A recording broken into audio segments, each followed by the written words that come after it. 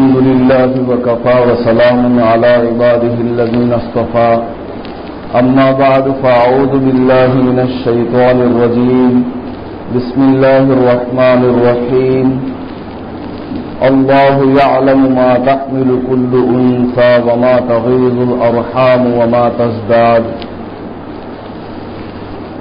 صدق الله العظيم. معزز سامعین کرام، رات تراویح میں 12واں پارہ اور 13واں پارے کا آدھا حصہ پڑھا گیا ہے. سورہ ہود، سورہ یوسف اور سورہ رعد کی تلاوت ہوئی. سورہ ہود میں اللہ تبارک و تعالی نے کئی انبیاء علیہم الصلاۃ والسلام کے واقعات بیان فرمائے ہیں کہ حضرات انبیاء علیہم الصلاۃ والسلام نے اپنی قوم کو کس کس طرح دین کی دعوت دی اور قوم نے کس طرح اپنے انبیاء کی نافرمانی کی،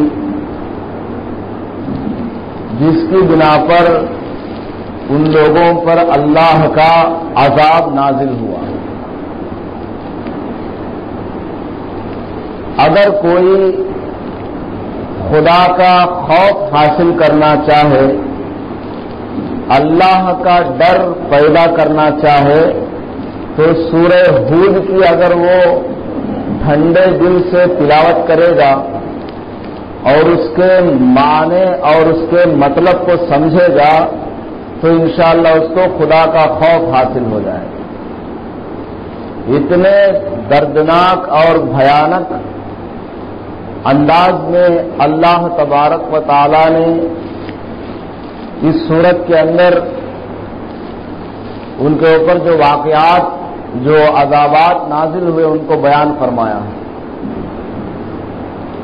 حضرت نوح علیہ الصلاۃ والسلام نے تقریباً 950 برس تک اپنے قوم کو اللہ کی طرف دعوت دی. ایک اللہ کو ماننے کا حکم فرمایا، لیکن گنتی کے چند آدمیوں نے ایمان کو قبول کیا، باقی لوگوں نے ایمان قبول نہیں کیا، کفر ہی کی حالت میں رہے. اللہ تعالی نے فرمایا کہ ہم عنقریب پوری بستی کو پانی سے ڈبو دینے والے ہیں. پورے علاقے کو، پورے ملک کو پانی سے ہم ڈبو دیں گے، لہذا آپ کشتی بنائیں اور اپنے ماننے والوں کو اور اپنے گھر والوں کو اس پہ سوار کریں، اور کھانے پینے کا سامان بھی اس کے اوپر کچھ ہو، جانوروں کو بھی اس میں لے لیں، کیونکہ پورے علاقے میں سیلاب آنے والا ہے. تو حضرت نوح علیہ الصلاۃ والسلام نے کشتی بنائی، اس کے بعد اپنے ماننے والوں کو اس پر سوار کروایا اور اپنے گھر والوں کو بھی سوار کروایا. اور ان کا ایک بیٹا تھا کنعان، اس سے بھی کہا یا بنی ارکم معنا ولا تکن مع الکافرین، اے میرے بیٹے اب تو باز آ جاؤ، ایمان لے آؤ، ہماری کشتی پہ سوار ہو جاؤ. بیٹا کہنے لگا ابا جان میں پہاڑ کی چوٹی پہ چڑھ جاؤں گا، مجھ کو پانی آ کر نہیں پکڑ سکتا.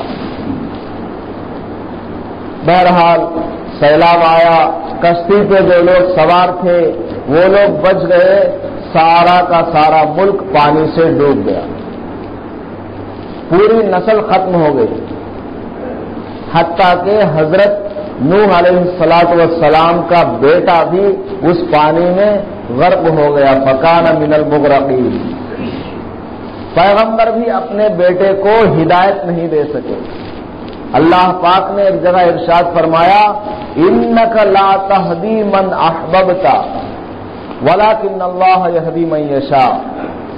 اللہ تبارک و تعالی نے آپ صلی اللہ علیہ وسلم سے ارشاد فرمایا، جو کہ امام الانبیاء ہیں، ان سے فرمایا کہ اے پیغمبر، اگر آپ کسی کو ہدایت دینا چاہیں، آپ کسی کو ہدایت کی توفیق دینا چاہیں، آپ نہیں دے سکتے۔ لا تہدی من احببت، آپ جس کو چاہیں ہدایت پر نہیں لا سکتے جب تک میری مرضی داخل نہ ہو، جب میں توفیق نہیں دوں، جب تک میں ہدایت نہ دوں، کسی کے ہاتھ میں نہیں، کسی کے قبضے میں نہیں۔ پورا شہر ایک آدمی کو سمجھانے لگے، سارا ملک اس کی اصلاح کے پیچھے لگ جائے، لیکن اللہ تعالیٰ اس کو توفیق نہ دینا چاہے، وَمَن يُضْلِلِ اللَّهُ فَلَا هَادِيَ لَهُ، اللہ تعالیٰ جس کو گمراہ کر دے، اس کے گناہوں کی وجہ سے، اس کے نافرمانیوں کی وجہ سے، اس کے سینے پر مہر لگا دے، ساری دنیا مل کر اس کو ہدایت پر نہیں لا سکتی۔ اللہ کے رسول سے جب اللہ نے فرما دیا کہ آپ بھی توفیق نہیں دے سکتے، آپ بھی کسی آدمی کو ہدایت پر نہیں لا سکتے، تو ہم اور آپ کا کیا کہنا؟ تو حضرت نوح علیہ السلام کا بیٹا بھی اس پانی میں غرق ہو گیا، لیکن بچا نہیں۔ حضرت نوح علیہ السلام اتنے بڑے پیغمبر ہو کر بھی اپنے بیٹے کو بچا نہیں پائے۔ یہاں پر رک کر ایک بات آپ سمجھ لیں، بہت سارے لوگ یہ سمجھتے ہیں کہ اگر ہم فلاں پیر کا دامن پکڑ لیں گے تو وہ ہم کو جنت میں لے جائیں گے، فلاں پیر کا اگر ہم نے دامن پکڑ لیا تو وہ ہم کو جنت میں لے جائیں گے، وہ خود بھی جنت میں جا رہا تو ہم بھی جنت میں جائیں گے۔ آپ بتائیے، حضور صلی اللہ علیہ وسلم تمام انبیاء کے سردار ہیں، اللہ پاک نے ایک جگہ ارشاد فرمایا ہے، حدیث قدسی ہے، لولاک لما خلقت الافلاک، اے محمد صلی اللہ علیہ وسلم، اگر آپ نہ ہوتے تو ہم چاند کو نہ بناتے، سورج کو نہ بناتے، زمین اور آسمان کا وجود آپ کی وجہ سے ہے۔ اتنے بڑے پیغمبر ہیں، وہ بھی جو ہے اگر کسی کو چاہے کہ ہم جنت میں لے جائیں تو اللہ کی اجازت کے بغیر ہونے والا نہیں۔ اللہ کے حکم کے بغیر کوئی کسی کو فائدہ نہیں پہنچا سکتا۔ اللہ کے پیغمبر بھی کسی آدمی کو جہنم سے نکال کر جنت میں لے جانا چاہیں، اللہ کی مرضی کے بغیر یہ ناممکن۔ بتائیے، حضرت نوح علیہ السلام اپنے بیٹے کو نہیں بچا پائے، حضور صلی اللہ علیہ وسلم کے چچا آخری وقت تک بھی ایمان نہیں لائے، کفر کی حالت میں ان کی وفات ہو گئی۔ حضرت ابراہیم علیہ السلام کے والد آزر، وہ بھی کفر ہی کی حالت میں دنیا سے رخصت ہو گئے۔ تو بعض لوگ یہ گمان کرتے ہیں کہ اگر ہم اپنے پیر کا دامن پکڑے رہیں گے، چاہے نماز نہ پڑھو، روزہ نہ رکھو، تراویح کا اہتمام نہ کرو، صرف ان کا دامن تھامے رہو، ان کے پیر کو چومتے رہو، ان کے سامنے سجدہ کرتے رہو، تو ہماری بخشش ہو جائے گی، ہم کو ہدایت مل جائے گی، ہم جنت میں چلے جائیں گے، جہنم سے بچ جائیں گے۔ یہ بالکل غلط بات ہے۔ وَلَا تَزِرُ وَازِرَةٌ وِزْرَ أُخْرَىٰ، قیامت کے دن کوئی آدمی دوسرے کا بوجھ نہیں اٹھائے گا، کوئی آدمی دوسرے کا بوجھ نہیں اٹھائے گا، ہر آدمی کو اپنے کیے کا حساب دینا پڑے گا۔ تو اس غلط فہمی کو ہٹانا چاہیے، ہمارے اعمال ہمارے ساتھ آئے، ہمارے اعمال صحیح رہے تو ہم کو جنت ملے گی، غلط رہے تو جہنم میں جانا پڑے گا، کوئی ہم کو بچانے والا نہیں ہوگا۔ یہ الگ بات ہے کہ حضور صلی اللہ علیہ وسلم سفارش کریں گے مومنین کے لیے، یہ الگ بات ہے، لیکن یوں سمجھنا کہ چاہے ہم نماز نہ پڑھو، روزہ نہ رکھو، کچھ بھی نہ کرو، پیر کا دامن پکڑ لو تو ہم جنت میں چلے جائیں گے، یہ بالکل گمراہی والی بات ہے۔ کوئی بھی شریعت پر چلنے والا ہوگا، قرآن اور سنت پر عمل کرنے والا بزرگ ہوگا، پیر ہوگا، وہ کبھی اپنی مریدوں کو یہ تعلیم نہیں دیتا ہے کہ تم میرا دامن تھامے رہو اور تم کو ہم جنت میں لے جائیں گے، نہیں۔ وہ پیسہ کمانے والا پیر ہوتا ہے، لوگوں کے کنپے ڈبانے والا پیر ہوتا ہے، اپنا پیٹ پالنے والا پیر ہوتا ہے، وہی اس طرح کی باتیں کرتا ہے کہ ہمارا دامن تھامے رہو گے ہم تم کو جنت دکھا دیں گے۔ لیکن جو صاحب شریعت ہوگا، یعنی شریعت پر عمل کرنے والا ہوگا، آپ صلی اللہ علیہ وسلم کی سنتوں کی پیروی کرنے والا ہوگا، وہی شخص صحیح معنی میں متقی اور بزرگ اور پیر ہے۔ اور ایسا آدمی کبھی اپنے مریدوں کو یہ نہیں کہتا کہ ہم تم کو جنت دکھائیں گے، جنت میں لے جائیں گے، بلکہ وہ تو یہی کہے گا کہ اللہ سے دعا کرو کہ میری بخشش ہو جائے۔ بہرحال حضرت نوح علیہ السلام کا بیٹا ڈوب گیا اور حضرت نوح علیہ السلام کو ہدایت پر نہیں لا سکے۔ اسی طرح سورہ ہود میں قوم عاد کا بھی تذکرہ ہے اور حضرت صالح علیہ السلام اور ان کی قوم کا بھی تذکرہ ہے کہ ان کی قوم نے حضرت صالح علیہ السلام سے جب انہوں نے اللہ کی طرف دعوت دی، ایک اللہ کو ماننے کا ان کو حکم دیا، تو وہ کہنے لگے ہم تو آپ کو پیغمبر نہیں مانتے، کیا آپ کے پاس پروف ہے، آپ کے پاس کیا وٹنس ہے کہ آپ اللہ کے پیغمبر ہیں؟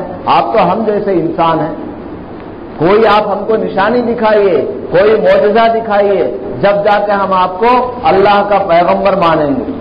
جیسے آج کل لوگ بولتے ہیں اگر کوئی بزرگ آدمی ہو، متقی ہو، پرہیزگار ہو تو اس کو بزرگ نہیں مانتے ہیں، جو کرامت دکھائے گا، جو کوئی کرامت دکھائے گا، چمتکار دکھائے گا، اس کو بزرگ مانتے ہیں۔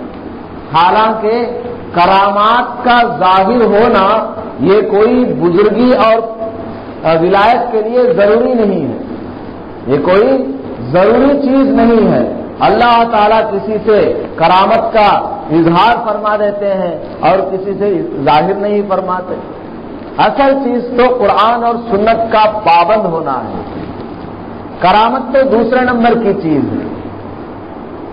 تو حضرت صالح علیہ السلام کی قوم نے حضرت صالح علیہ السلام سے کہا آپ کوئی آسمانی نشانی دکھائیں تو ہم آپ کو مانیں گے۔ حالانکہ انہوں نے کئی طریقے سے ان کو سمجھایا تھا، کئی نشانیاں ان کو دکھلایا تھا، لیکن انہوں نے ایمان کو قبول نہیں کیا۔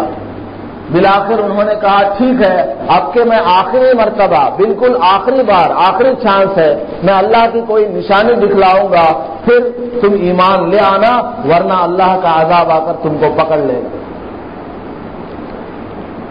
اللہ سے دعا کی، اے اللہ یہ جو پہاڑ ہے اس میں سے آپ ایک اونٹنی نکال کر دکھلائیں۔ انہوں نے ایسا ہی طلب کیا تھا، پہاڑ پتھر سے ایک اونٹنی آپ نکال کے دکھائے۔ تو ساری قوم کو جمع کیا، حضرت صالح علیہ السلام وہاں کھڑے ہو کر دعا کرتے ہیں، پتھر سے ایک اونٹنی نکل آتی ہے، ساتھ میں اس کا ایک بچہ بھی ہوتا ہے چھوٹا سا۔ تو قوم کو چاہیے تھا کہ پتھر کے اندر سے اونٹنی نکل کر آ رہی ہے زندہ، تو ایمان لے آتے کہ یہ آسمانی نشانی ہے، یہ پیغمبر کے علاوہ کوئی کر نہیں سکتا، یہ اللہ کی طرف سے پیغمبر کو دیا ہوا معجزہ ہے، اس کام کو کرنے سے ساری دنیا عاجز ہے، ایسا کام آج ظاہر ہوا ہے، اب تو ایمان لے آتے، لیکن ایمان کو قبول نہیں کیا۔ اس اونٹنی کو انہوں نے ذبح کر دیا، فعقروها، اس کو ذبح کر دیا۔ فقال تمتعوا فی دارکم ثلاثۃ ایام، تو حضرت صالح علیہ السلام نے ارشاد فرمایا بس 3 دن تک تم آرام سے رہ سکتے ہو، اس کے بعد اللہ کا عذاب تم کو آنے والا ہے، وہاں سے چھوڑ کے ملک چھوڑ کے چلے گئے۔ ان پر عذاب آیا، اللہ کا عذاب آیا، ساری کی ساری قوم تباہ اور برباد ہوئی۔ اسی طرح حضرت لوط علیہ السلام اور ان کی قوم کا تذکرہ ہے، میں تو مختصراً عرض کر رہا ہوں۔ وہ قوم بڑی فحش کام کرنے والی قوم تھی، زناکاری بہت زیادہ کیا کرتی، ایسے ایسے کام میں وہ مبتلا تھی کہ آدمی بیان کرنا چاہے تو بیان نہیں کر سکتا۔ وہ لوگ اپنی شہوت کو عورتوں کے بجائے مردوں سے پورا کیا کرتے تھے، حتیٰ کہ اللہ تبارک و تعالیٰ نے آسمان سے 2-3 فرشتے نازل کیے تو ان کو انسانی شکل میں نازل کیے، ان کو انہوں نے انسان سمجھ کر ان کے ساتھ بھی برا کام کرنے کا ارادہ کیا۔ جب اللہ تبارک و تعالیٰ کا عذاب آیا، فلما جاء امرنا جعلنا عالیہا سافلہا وامطرنا علیہا حجارۃ من سجیل، اللہ تبارک و تعالیٰ نے حضرت جبرائیل علیہ السلام کو بھیجا اور پوری کی پوری بستی کو جو نیچے کا حصہ تھا اس کو اوپر لے گئے اور پلٹ دیا، پوری کی پوری بستی کو پھر پھینک دیا اور آسمان سے پتھروں کی بارش ہوئی، پوری قوم غرق ہو گئی، تباہ اور برباد ہو گئی۔ میں مختصر عرض کر رہا ہوں، آپ تفصیل کے ساتھ پڑھنا چاہیں آپ مطالعہ کیجئے، آپ کو حیرت ہوگی ان کے کیسے کیسے کام۔ اسی طرح حضرت شعیب علیہ السلام کا تذکرہ ہے، ان کی قوم کا تذکرہ ہے۔ حضرت شعیب علیہ السلام نے ان کی قوم کو طرح طرح سے سمجھایا کہ باز آ جاؤ، ایمان لے آؤ، بت پرستی نہ کرو۔ وہ درختوں کی پوجا کیا کرتے تھے، درخت کو مانتے تھے کہ یہ خدا ہے، یہ ہماری منت سماجت کو پوری کرنے والا ہے، جیسے ہمارے اندرا نگر کے مسلمان کرتے ہیں، درخت کے سامنے جا کر رسی باندھتے ہیں، اس کے گلے میں جو ہے ہار ڈالتے ہیں، تالے اس کو لگاتے ہیں، کیل اس کو ٹھوکتے ہیں اور یہ سمجھتے ہیں کہ ہماری ساری تکلیف، ہماری ساری مصیبت اسی درخت سے ہم کو دور ہو جائے۔ حضرت شعیب علیہ السلام کی قوم وہ بھی درخت کی پوجا کیا کرتی تھی، اسی وجہ سے درخت کی پوجا کرنے کی وجہ سے اللہ تعالیٰ نے ان کے بارے میں کہا اصحاب الایکا، درخت کی پوجا کرنے والے، درخت والے۔ بتائیے درخت کہیں خدا ہوتا ہے؟ آپ اگر اس کو آری لے کر کاٹنا چاہیں تو وہ کٹ جائے گا، آپ اس کو اکھاڑنا چاہیں، توڑ پھوڑ کرنا چاہیں تو پھوٹ جائے گا۔ بتائیے ختم ہونے والا، زائل ہو جانے والا، سوکھ جانے والا وہ کہیں خدا ہوتا ہے؟ لوگ اس کے سامنے جا کر منت سماجت کرتے ہیں، عورتیں برقع اوڑھ کر وہاں پر آتی ہیں، بوندی وہاں پر رکھتے ہیں، کڈی سلواتے ہیں، اگربتی سلواتے ہیں، پتہ نہیں کیا کیا کام کرتے ہیں۔ کسی کے یہاں اولاد نہیں، وہاں جا کر اولاد مانگتے ہیں، ہم کو اولاد مل جائے، وہاں رسی بنے تو ان کو اولاد ملا۔ حضرت ابراہیم علیہ السلام کو 80 سال تک اولاد نصیب نہیں ہوئی۔ آپ پوری ان کی تاریخ پڑھ کے دیکھیں، کبھی وہ کسی درخت کے پاس گئے ہوں، کسی نمن پلی کٹے کے پاس گئے ہوں۔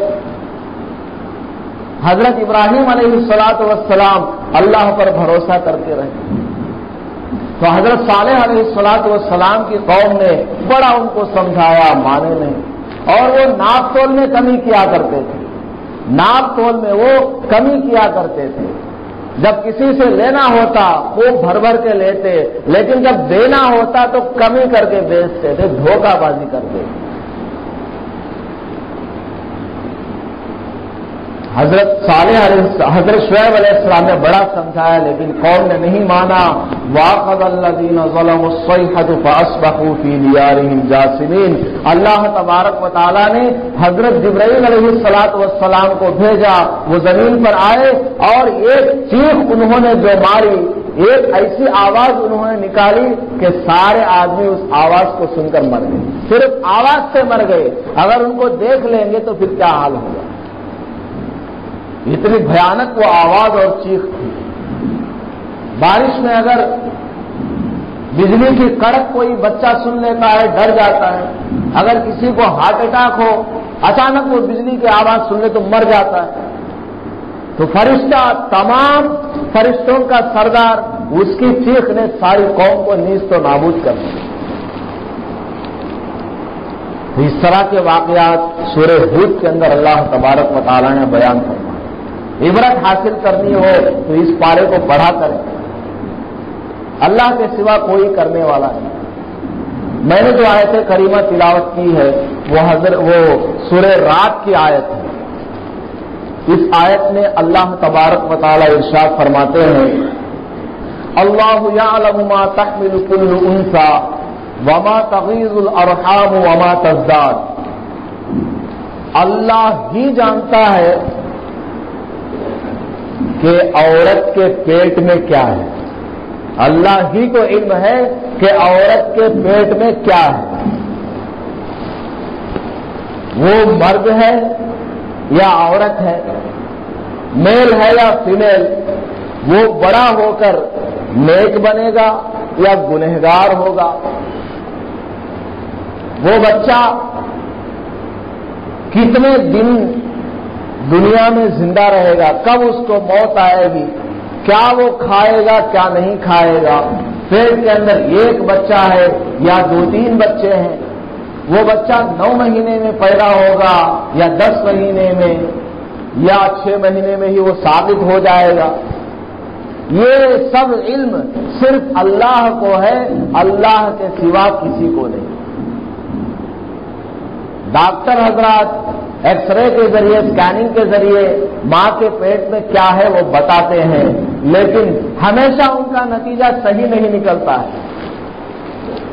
وہ بول دیتے ہیں کہ پیٹ میں لڑکا ہے یا لڑکی ہے، لیکن ہمیشہ ان کا نتیجہ صحیح نہیں نکلتا.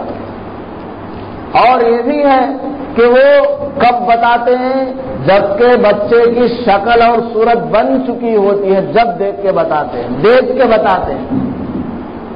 جس وقت ماں کے پیٹ میں رحم، ماں کے پیٹ میں حمل ٹھہر جائے، بالکل ابتدا میں بتا دے کوئی ماں کا لال، ساری دنیا زور لگا لے نہیں بتا پائے.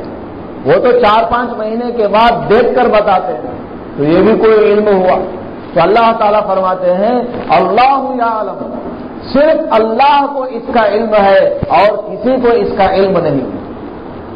اللہ تعالیٰ اپنے علم غیب کی صفت کو یہاں پر بیان فرما رہے ہیں کہ اللہ تبارک و تعالیٰ کی ذات عالم الغیب ہے.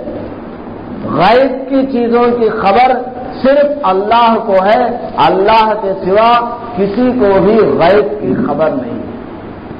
کل جا کر کیا ہونے والا ہے، ماذا تکسب غدا، انسان کل جا کر کیا حاصل کرے گا، اس کو عزت ملے گی یا ذلت ہوگی، اس کے کاروبار میں کل چل کر فائدہ ہوگا یا نقصان ہوگا، آئندہ چل کر اس کی شادی ہونے والی ہے یا نہیں ہونے والی ہے، یہ سارا کا سارا علم آئندہ آنے والا علم ہے، پوشیدہ ہے ہم سے، ہم کو معلوم نہیں ہے، یہ صرف اللہ کو پتا ہے. لیکن آج کا مسلمان کہتا ہے کہ آئندہ جو کچھ بھی ہونے والا ہو اللہ کو معلوم ہو یا نہ ہو، جوتش دیکھنے والے کو پتا ہے.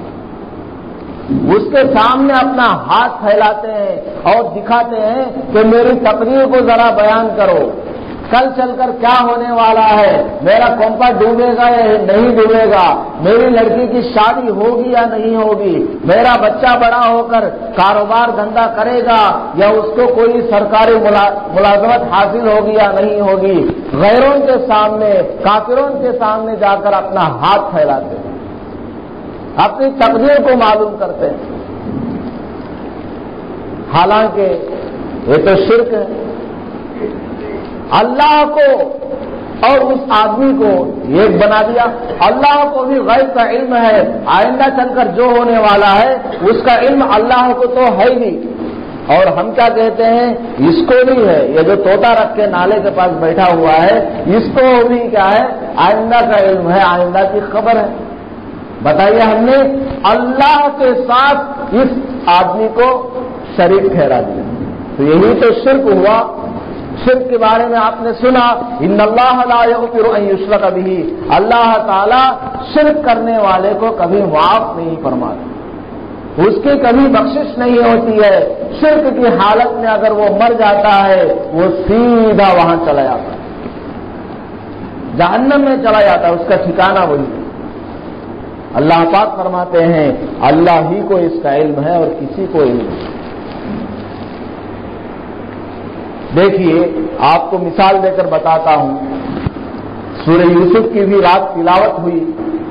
حضرت یوسف علیہ السلام سے ان کے بھائی حسد کیا کرتے تھے.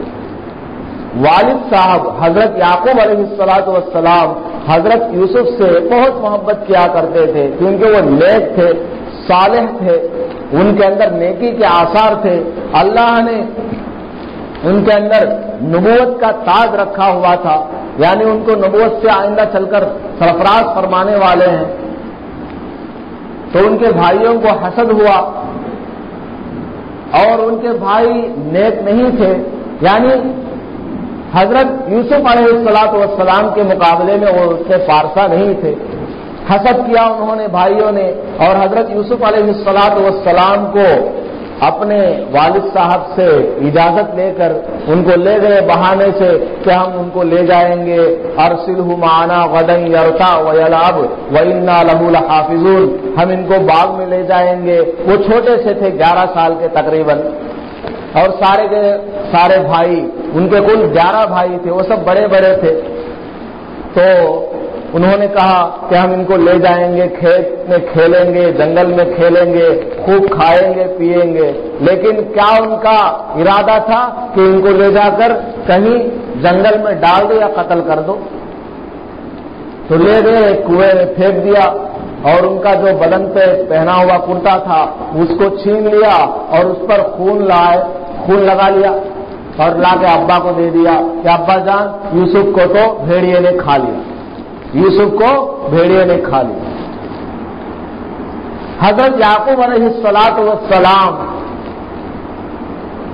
انہوں نے صبر کر لیا، انہوں نے صبر کر لیا کہ میرے بیٹے کو انہوں نے لے جا کر کچھ کیا ہوا ہے، اب میں کیا کر سکتا ہوں، بوڑھا ہو چکا ہوں. فصبر جمیل، میرے لیے صبر ہی اچھا ہے. اللہ تعالیٰ سے دعا کیا کرتے تھے اور صبر کیا کرتے تھے. تقریباً 40 سال گزر جاتے ہیں یا اس سے بھی زیادہ مدت ہو جاتی ہے، حضرت یوسف علیہ السلام کا عطا پتہ نہیں ہوتا. اچانک حضرت یعقوب علیہ السلام ایک دن کہنے لگتے ہیں، اے میرے بچوں، اے میری قوم، مجھ کو مصر کی جانب سے یوسف کی خوشبو آ رہی ہے، مجھ کو مصر کی جانب سے اس طرف سے یوسف کی، میرے بیٹے یوسف کی خوشبو آ رہی ہے، میں اس کو محسوس کر رہا ہوں. لولا ان تفندون، اگر تم مجھ کو بہکی بہکی باتیں کرنے والا نہ سمجھو تو میری بات مان لو، یوسف ابھی زندہ ہے، اس کی خوشبو مجھ کو آ رہی ہے. بتائیے 40 سال تک حضرت یعقوب علیہ السلام کو پتہ نہیں تھا کہ ان کا بیٹا یوسف کہاں ہے. 40 سال کے بعد ان کو پتہ چلا. تو اس سے آپ کو کیا پتہ چلا کہ پیغمبر بھی عالم الغیب نہیں ہوتا. اگر یعقوب علیہ السلام عالم الغیب ہوتے، آئندہ کی خبر جاننے والے ہوتے، تو حضرت یعقوب علیہ السلام اپنے بیٹے یوسف کو ان کے ساتھ کیوں بھیجتے کہ لے جا کر کنویں میں پھینک دیں گے؟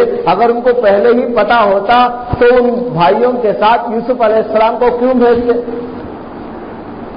اگر حضرت یعقوب علیہ السلام کو آئندہ کی خبر ہوتی تو 40 سال تک پتا نہیں چلا کہ یوسف کہاں ہے، 40 سال کے بعد پتا ہو رہا ہے. وہ تو اللہ نے ان کو بتلایا، اللہ نے ان کو الہام فرمایا کہ یوسف ابھی زندہ ہے، وہ اس طرف ہے، آنے والے ہیں. تو بزرگوں اور دوستوں، پیغمبروں کو بھی، اللہ کے رسولوں کو بھی آئندہ کی خبر نہیں ہے. حضور صلی اللہ علیہ وسلم کی قوم کفار مکہ حضور صلی اللہ علیہ وسلم سے امتحان لیا کرتے تھے، آزمایا کرتے تھے. پچھلی قوموں کے واقعات معلوم کیا کرتے تھے. آپ یوسف علیہ السلام کا واقعہ بیان کیجیے، آپ بنی اسرائیل کا واقعہ بیان کیجیے، آپ فلسطین کا واقعہ بیان کیجیے، عیسیٰ علیہ السلام کے بارے میں بتائیے، ان کے بارے میں، ان کے بارے میں. خامخواہی پوچھا کرتے تھے، تو اللہ تبارک و تعالی ان کے سوالات کے جوابات وحی کے ذریعے دیا کرتے تھے، قرآن کی شکل میں حضور صلی اللہ علیہ وسلم کو ان واقعات کا علم دیا کرتے تھے، ان واقعات کی خبر دیا کرتے تھے۔ اور حضرت یوسف علیہ السلام کا واقعہ جب اللہ نے بیان فرمایا تو آخر میں ایک جملہ کہا، ذَلِكَ مِنْ أَنْبَاءِ الْغَيْبِ نُوحِيهِ إِلَيْكَ وَمَا كُنْتَ لَدَيْهِمْ إِذْ أَجْمَعُوا أَمْرَهُمْ۔ اے میرے حبیب صلی اللہ علیہ وسلم، ہم آپ کے پاس غیب کی خبریں سناتے ہیں، آپ کے سامنے ہم پچھلی قوموں کی واقعات بیان کرتے ہیں، غیب کی باتیں آپ کو ہم بیان کرتے ہیں۔ وما كنت لديهم، جبکہ آپ ان کے پاس تھے بھی نہیں، آپ کو پتا بھی نہیں تھا کہ یوسف کون، یعقوب علیہ السلام کون، اسحاق علیہ السلام کون ہے، بنیامین کون ہے، آپ کو کچھ پتا نہیں تھا، ہم نے آپ کو بتایا۔ دیکھیے اللہ کے سب سے بڑے پیغمبر، اللہ کے محبوب پیغمبر جناب رسول اللہ صلی اللہ علیہ وسلم کو بھی آئندہ کی خبر نہیں، نہ پچھلی غیب کی بات کا آپ کو علم ہے، اللہ نے بتلایا۔ تو اس سے کیا معلوم ہوا کہ عالم الغیب، غیب کو جاننے والی ذات صرف اللہ کی ہے، اللہ کے سوا کوئی بھی غیب کا علم نہیں رکھتا۔ کسی کے ہاتھ میں اللہ نے غیب کا علم دیا ہوا نہیں ہے۔ اگر ہر آدمی کو پتا ہوتا کہ آئندہ چل کر اس کا یہ ہونے والا ہے، وہ ہونے والا ہے، تو دنیا کا سارا نظام بگڑ جاتا۔ اگر بڑے بھائی کو پتا چل جائے کہ میرا چھوٹا بھائی فلاں دن مرنے والا ہے، تو وہ پہلے سے پلاننگ بنا کے رکھے گا کہ وہ فلاں دن مرنے والا ہے، اس کا مال، اس کی جائیداد، اس کا دکان مکان میں کس طرح ہڑپ لوں، کیسے کیسے سگنیچر اس کے ذریعے کروا لوں۔ تو غیب کا علم اللہ نے اپنے پاس رکھا ہے، کسی کو دیا ہوا نہیں۔ ایسے کام کرنے سے آپ منع کیا کریں۔ آپ سبھی لوگ، میں جانتا ہوں کہ آپ میں سے کوئی اس کام کو نہیں کرتا ہے، اگر آپ کسی کو دیکھتے ہیں کہ وہ کر رہا ہے تو آپ ان کو ضرور بتلائیں۔ لوگ اگر گمراہی پر جا رہے ہو، غلط راستوں پر جا رہے ہو، ہماری ذمہ داری ہوتی ہے، جب ہم دیکھتے ہیں تو ہماری ذمہ داری اور ہمارا فرض بنتا ہے کہ ہم اس کو سمجھائیں کہ بھائی یہ جو کام تم کر رہے ہو یہ غلط ہے، سیدھے راستے پر آ جاؤ۔ ایک واقعہ نہیں، ہزاروں واقعات قرآن شریف میں ایسے ملتے ہیں کہ اللہ تبارک و تعالیٰ ہی کو علم غیب حاصل ہے اور کسی کو غیب کی خبر نہیں۔ حضرت ابراہیم علیہ السلام بڑی مہمان نوازی کیا کرتے تھے، بہت زیادہ مہمان نوازی، حتیٰ کہ دنیا میں سب سے پہلا شخص حضرت ابراہیم علیہ السلام ہی ہے جس نے ضیافت اور مہمان نوازی کی آغاز کی۔ سب سے پہلے حضرت ابراہیم علیہ السلام ہی مہمان نوازی کرنا لوگوں کو سکھلایا۔ مہمان نوازی کس کو کہتے ہیں؟ حضرت ابراہیم علیہ السلام نے سکھایا۔ حضرت ابراہیم علیہ السلام دسترخوان پر بیٹھتے ہی نہیں تھے جب تک کوئی آدمی باہر سے نہ آ جاتا، انتظار کیا کرتے تھے۔ اگر کسی دن مہمان نہیں آیا تو روزہ رکھ لیتے تھے، کھاتے نہیں تھے۔ حضرت ابراہیم علیہ السلام بڑے ہی مہمان نواز تھے۔ ایک مرتبہ 2 مہمان آئے، آخری بات عرض کر کے بات ختم کر دیتا ہوں۔ ایک مرتبہ 2 مہمان آئے حضرت ابراہیم علیہ السلام کے پاس، وَلَقَدْ جَاءَتْ رُسُلُنَا إِبْرَاهِيمَ بِالْبُشْرَىٰ قَالُوا سَلَامًا، سلام کیا، داخل ہوئے۔ حضرت ابراہیم علیہ السلام بڑے خوش ہوئے۔ مہمان آتا ہے تو حضرت ابراہیم علیہ السلام کے گھر میں عید ہو جاتی ہے، مہمان نہیں تو بھوکے رہتے ہیں، روزہ رکھتے ہیں۔ مہمان اگر آ گیا تو خوشی مناتے ہیں کہ میرے یہاں تو مہمان آ گیا۔ ہمارے یہاں اگر مہمان آئے تو خوب گالیاں دیتے ہیں، خبیث آگا رے بھائی میرا کمپا ڈوانے، گھر میں ہے تو پورا مالک چلے آتا ہے۔ مہمان کا آنا برکت ہے، مہمان کا آنا برکت کا سبب ہے۔ مہمان جب آپ کے گھر آتا ہے تو اپنے ساتھ برکت لے کے آتا ہے، وہ آپ کی روزی نہیں کھاتا، وہ تو اپنی روزی کھا کے جاتا ہے۔ اللہ نے آپ کے گھر میں اس کا مقدر رکھا ہوا ہے، تو آپ کون ہیں منع کرنے والے؟ مہمان کے آنے سے کترانا نہیں چاہیے، برکت سمجھنا چاہیے۔ اور مہمان کو بھی یہ نہیں کرنا چاہیے کہ جا کے بیٹھ گئے میزبان کے یہاں، ہفتہ گزر گیا، مہینہ گزر گیا، بیٹھے ہوئے ہیں، ہلنے کا نام ہی نہیں، کب جاتی، بولتا ہی نہیں، کچھ زبان ہی نہیں ہلاتا ہے، بہانے کسی طرح اس سے چھٹکارا پانا چاہتا ہے میزبان، لیکن وہ نام ہی نہیں لیتا، اس کو بھی ایسا نہیں ہونا چاہیے۔ بہرحال حضرت ابراہیم علیہ السلام بڑے خوش ہو گئے کہ میرے پاس تو مہمان آیا ہوا۔ فلما ان جاء بعجل حنیذ، حضرت ابراہیم علیہ السلام فوراً گئے اور ایک بکری کو ذبح کیا، اس کو پکایا، بھونا، اس کا سالن وارن جو بھی اس زمانے میں بنا کرتا تھا لا کے پیش کر دیا کہ آپ کھا لیجیے۔ وہ دو مہمان بیٹھے ہوئے تھے، حضرت ابراہیم علیہ السلام نے دیکھا، فلما رأى أيديهم لا تصل إليه نكرهم، وہ دونوں مہمان کھانے کے لیے آگے نہیں بڑھے، کھانے کی طرف اپنا ہاتھ نہیں بڑھایا، کھانا نہیں کھا رہے، بیٹھے ہوئے ہیں، بس ہاتھ نہیں لگا۔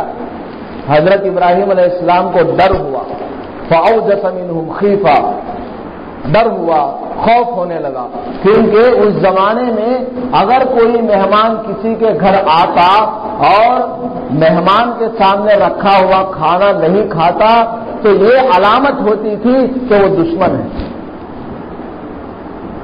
ابراہیم علیہ السلام کو ڈر ہوا کہ بھائی میرے تو یہ تو دشمن معلوم ہوتے ہیں، یہ کیا ہے، دشمن معلوم ہوتے ہیں، تو کھانا نہیں کھا رہے۔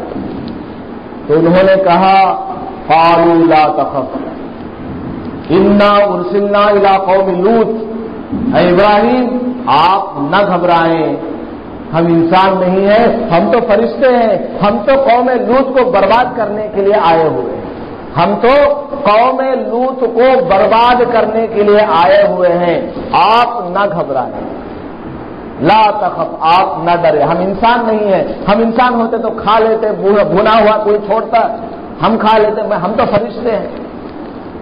دیکھیے ابراہیم علیہ السلام کتنے بڑے پیغمبر، ان کی پیڑھی سے، ان کی پشت سے 70,000 پیغمبر پیدا ہوئے، ان کو پتا نہیں ہے کہ سامنے بیٹھا ہوا فرشتہ ہے یا انسان ہے۔ ہم سمجھتے ہیں کہ اس کے ہاتھ میں تقدیر ہماری تقدیر ہے، وہ ہمارا ہاتھ دیکھ کر بتلا دیتے ہیں، اس کو پتا ہے، علم اس کو حاصل ہے، علم غیب اس کو حاصل ہے۔ بزرگوں اور دوستوں، یہ سب شرک والے کام ہیں، ان سب سے پرہیز کرنا چاہیے۔ ہمارے مسلمان بھائی اکثر اس میں مبتلا ہیں، اکثر اس میں مبتلا ہے، اس سے توبہ کرنا چاہیے، اللہ کے ساتھ صحیح عقیدہ رکھنا چاہیے، جبھی جا کر ہمارا ایمان کامل ہوگا۔ صرف اللہ ہی کو علم غیب ہے، غیب کا علم کسی دوسرے کو حاصل نہیں ہے۔ اللہ تعالیٰ سے دعا فرمائے کہ اللہ تبارک و تعالیٰ ہم سب کو صحیح معنوں میں اللہ کی صفات کو جاننے کی توفیق نصیب فرمائے اور اللہ پر کامل ایمان رکھنے کی توفیق نصیب فرمائے اور شرک والے تمام اعمال اور اس کے حرکات سے ہماری حفاظت فرمائے۔ وآخر دعوانا الحمدللہ رب العالمین۔ روزے کا ایک مسئلہ سن لیجئے، اگر کوئی آدمی روزے کی حالت میں الٹی کر لیتا ہے، اگر کسی کو الٹی ہو جاتی ہے، خود بخود الٹی ہو گئی، منہ بھر کے ہوئی یا تھوڑی سی ہوئی، ہر حالت میں روزہ نہیں ٹوٹتا ہے، لیکن ایک آدمی خود سے جان بوجھ کر منہ سے الٹی نکالتا ہے، انگلی ڈال کے یا ایسے ایسے کر کے دبا کے، جیسے بھی ہو اندر سے الٹی نکالتا ہے خود سے، چاہے تھوڑا سا نکلے یا زیادہ، اس کا روزہ ٹوٹ جائے گا، رمضان کے بعد اس کو روزہ رکھنا پڑے گا۔ اسی طریقے سے روزے کی حالت میں اگر کوئی آدمی بھول کر کھا لیتا ہے، پی لیتا ہے، تو اس کا روزہ نہیں ٹوٹتا۔ ایک آدمی کو یاد ہی نہیں ہے کہ وہ روزے سے ہے، رمضان کا مہینہ چل ہو جاتا ہے، بے خیالی ہوتی ہے، آدمی پورے سال جو ہے دکان پہ بیٹھ کے ہمیشہ 5-5 منٹ میں 10-10 منٹ میں چائے پیتا رہتا ہے، مہمان آتے جاتے رہتے ہیں دکاندار کے پاس، کسٹمر آتے جاتے رہتے ہیں، تو ان کو پلاتے پلاتے خود بھی پی لیا، بھول گیا کہ وہ روزے سے ہے، چاہے کتنا بھی پی لے کتنا بھی کھا لے، پیٹ بھر کے چاہے کھا لے، اگر اس کو روزہ یاد نہیں ہے اور اس نے اس طرح کھا لیا پی لیا تو اس کا روزہ نہیں ٹوٹا، اللہ نے اس کو کھلایا، اللہ نے اس کو پلایا تو اللہ کا اس کے اوپر احسان ہوا، کرم ہوا، اس کا روزہ نہیں ٹوٹے گا۔ لیکن اگر اس کو یاد آ گیا، ابھی کھا رہا ہے، منہ میں رکھا ہوا، یاد ارے میرا روزہ ہے، تو فوراً تھوک دینا چاہیے، فوراً تھوک کے اچھی طریقے سے کلی کر لینا چاہیے۔ اب ایک آدمی ہے وہ دیکھ رہا ہے کہ یہ تو روزے سے ہے اور کھا رہا ہے، تو اس آدمی کو کیا کرنا چاہیے؟ اس آدمی کو دیکھنا یہ چاہیے کہ میرے سامنے جو روزے دار ہے، جو کھانا کھا رہا ہے روزے کی حالت میں اور اس کو یاد نہیں ہے، یہ کمزور ہے یا طاقتور ہے؟ اگر کمزور ہے، ضعیف ہے اور وہ کھا رہا ہے تو چھوڑ دینا چاہیے کھانے، بیچارہ کمزور بھی ہے، اس کو یاد بھی نہیں کہ روزہ ہے، کھا رہا ہے چلو کھانے۔ لیکن اگر وہ طاقتور ہے، مضبوط ہے، تندرست آدمی ہے، روزے کی حالت میں کھا رہا ہے، اس کو معلوم نہیں، اس کو یاد نہیں کہ وہ روزے سے ہے، تو آپ دیکھ رہے ہیں تو آپ اس کو منع کریں، ارے بھائی تم تو روزے سے ہو، رمضان کا مہینہ چل رہا ہے، تم کو کھانا نہیں چاہیے، تم روزے کو بھول چکے ہو، یاد دلا دینا چاہیے۔ اللہ تعالی ہم سب کو مسائل سمجھنے کی توفیق عطا فرمائے۔